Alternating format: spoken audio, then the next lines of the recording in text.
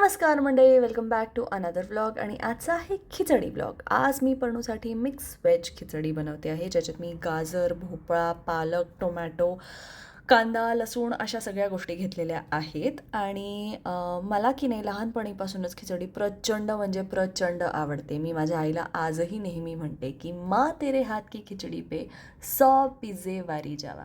तर I wish की मोठी झाल्यानंतर पर्णूही हे असं म्हणेल की तिला खिचडी खूप आवडते, कारण आत्ता तर तिला आवडते. आणि काही काही रेसिपीज अशा असतात ज्याच्यात तुम्ही लहान मुलांना भरभरून भाज्या खाऊ घालू शकता, आणि दिस इज वन ऑफ देम. आणि आज पर्णूला खरंच खूप आवडली होती ही खिचडी. तर तुम्हीसुद्धा शेअर कराल की तुम्हाला खिचडी आवडते की नाही. आणि गरम गरम वाफाळती खिचडी प्लेटमध्ये आली की त्याच्यावर मस्त तुपाची धार, लिंबाचं लोणचं, हा हा हा हा. आणि ही पर्णूची प्लेट. आणि आता ती काय म्हणते ते ऐका. कशी झाली किच्चू? आवडली? मस्त आहे. भाई मेरा तो मिशन कंप्लीट हो गया है. ते रॅन्डम ब्लॉग्स तुम्हाला कसे वाटत आहेत मला नक्की कमेंट बॉक्समध्ये कळवा. भेटू नेक्स्ट ब्लॉगमध्ये. तोपर्यंत बाय बाय.